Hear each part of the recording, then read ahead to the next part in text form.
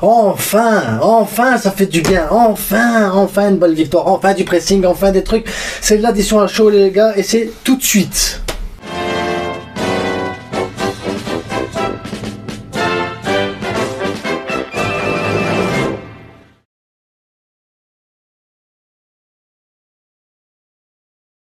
Pouf. Un sale match, les gars, un sale match, les 11 joueurs, ça a fait du bien, Xavi, les changements, les autres équipes, enfin quelque chose, enfin il a pris les coronets, il les a mis, enfin on a vu quelque chose, ça fait du bien. Ça fait du bien, même si Villarreal aujourd'hui il est venu pour pas jouer au football, à 11 derrière, on tape des contre-attaques pourries, voilà c'est tout. Voilà, c'est ça le Villarreal aujourd'hui. Il a fallu 20-30 minutes pour réussir, mais voilà, ça fait du bien. Maintenant on va parler un peu du jeu. Alors, ce qui a plu, mais vraiment moi ce qui m'a plu, c'est déjà la formation de départ. C'est déjà ce que Xavi a voulu mettre en place.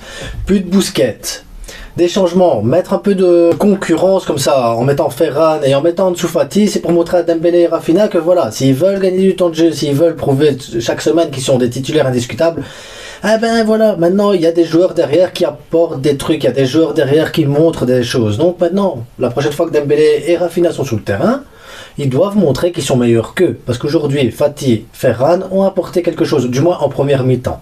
Robert Lewandowski, 2 buts, 2 sales buts, ça fait du bien aussi pour Robert, pour les stats, voilà, pour tout le monde, pour l'équipe, montrer qu'il est là, qu'il est présent, ça fait du bien aussi. C'est franchement aujourd'hui le mot ça fait du bien, c'est le mot qui va revenir le plus souvent parce que ça nous a manqué des victoires comme ça, avec des buts, avec de la domination, avec de la possession, voilà, ça nous a manqué à tous, à toi, à moi, à lui, à Papi, ça, à tout le monde ça avait manqué. Le milieu de terrain, Gavi, le pressing, la pression, voilà, le garçon il a gagné le prix Coupa, c'est pas pour rien qu'il l'a gagné les gars, on l'a vu encore aujourd'hui, son pressing il est hyper important, la manière dont il garde la balle, la manière dont il est là dans le jeu à mettre de l'intensité, c'était hyper important. Pedri, calme, posé, distribution de balles et tout, simple et magique. Et maintenant on va parler du milieu de terrain, le plus important aujourd'hui pour moi, Frenkie de Jong. Et maintenant pour moi, l'homme du match, comme je l'ai dit, est Frenkie de Jong. Parce que pour moi c'est l'homme du match. Oui, il n'a pas marqué, oui, il n'y a pas les passes décisives. Mais là, l'assurance qu'il avait là au milieu de terrain, la manière de casser des lignes, la manière d'apporter la balle comme ça ainsi vers le haut, de toujours jouer vers le haut, de toujours aller chercher des possibilités, de toujours chercher à aller même entre 4 joueurs, il arrivait, il passait, tout ça. Franchement, Frenkie de Jong pour moi aujourd'hui est l'homme du match pour la simple et bonne raison qu'on attendait Frenkie sur ce match et on n'a pas été déçus. On n'a pas été déçus parce que des fois on peut dire aussi ouais on veut Frenkie à la place de Busquets, le joueur sait que les supporters veulent voir ce changement là, l'entraîneur fait ces changements là et on peut être déçu par le joueur parce que peut-être trop de pression, trop de stress peut-être pour engager le match et en se disant mais voilà on attend peut-être de trop. Ah ben moi il m'a absolument pas déçu, loin de là, au contraire j'ai trouvé Frenkie, pour moi c'est l'un de ses plus beaux matchs depuis l'ère Messi. Parce que je pense que la dernière fois que j'ai vu Frenkie aussi à l'aise, balle au pied, aussi tranquille, aussi tranchant, c'est à l'époque où Messi il était là. La saison où on avait Ter Stegen, Frenkie et Messi qui faisaient tout le jeu du Barça. Et ben cette fois-ci j'ai retrouvé ce Frenkie là. Et ce Frenkie là, moi je veux pas qu'il parte. Ce Frenkie là doit rester au club et doit être numéro 6 et titulaire. Quand Xavi l'a changé, j'étais content aussi. Je me suis dit, ben c'est bon, il a joué ses 60-70 minutes. Maintenant, on peut mettre Busquets pour calmer, pour poser. C'était 3-0, c'était bien. Bonne gestion de Xavi là-dessus aussi pour Frenkie.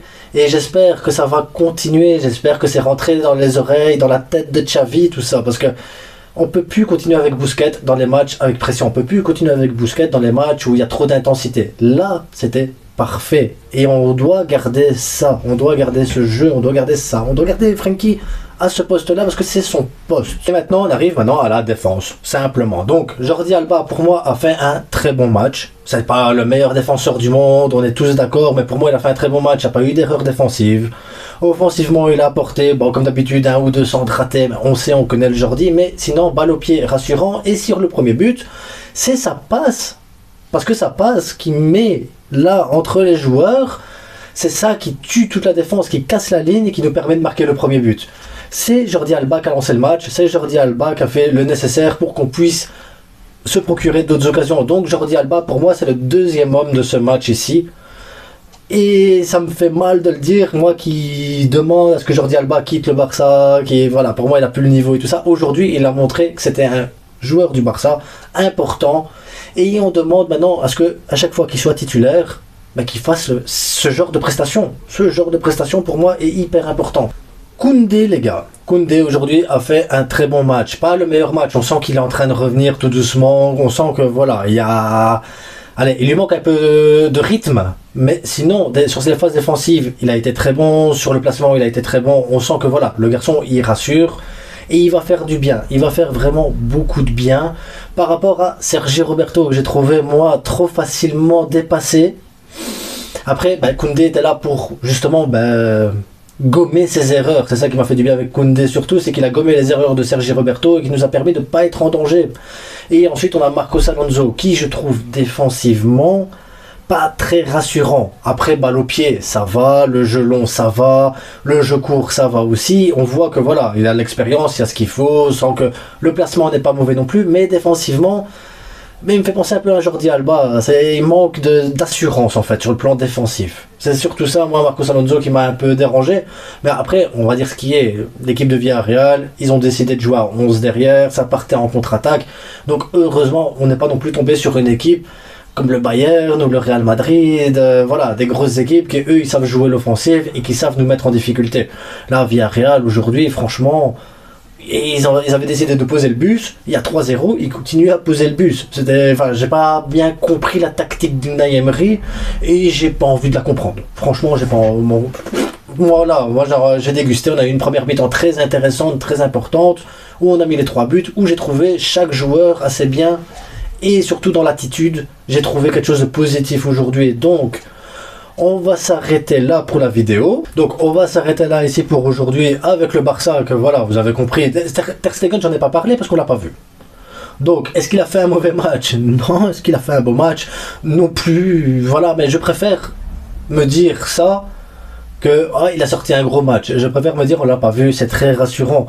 Et c'est surtout grâce à qui? Au Villarreal, qui aujourd'hui, le Villarreal a décidé de ne pas jouer au football. Voilà, aujourd'hui, le Villarreal, c'était 11 derrière, c'était mauvais, c'était... J'ai pas compris, franchement, j'ai pas compris aujourd'hui. Surtout qu'avant le match, je m'étais dit, mais il faudra faire gaffe, il y a Rémi Pinault, Danjuma, et voilà, ils ont des bons joueurs pour jouer au football, au milieu de terrain, parce qu'ils ont quand même des joueurs pour jouer au football, hein, le Villarreal, que ce soit Parejo, comme je l'ai dit ici, les autres, là, voilà, il y a ce qu'il faut pour jouer au ballon, normalement, c'est une équipe qui, moi je m'attendais à une équipe un peu plus offensive, une équipe qui essaie de créer le jeu, on l'a vu l'année passée en Ligue des Champions aussi, pour ceux qui regardent la Ligue des Champions, il y a, voilà, Villarreal l'année passée a montré un autre visage que celui qu'on a vu aujourd'hui. Aujourd'hui, j'ai vu, on aurait dit Cadix. On aurait dit Cadix, à 11 derrière, aucun jeu, rien du tout. Et on peut pas me dire, la défense centrale était monstrueuse, parce que Raúl Albiol, c'est l'expérience, voilà, la robustesse, elle est là et tout. Et on a Pau Torres à côté, la jeunesse et tout ça. Le gars est quand même en équipe nationale espagnole.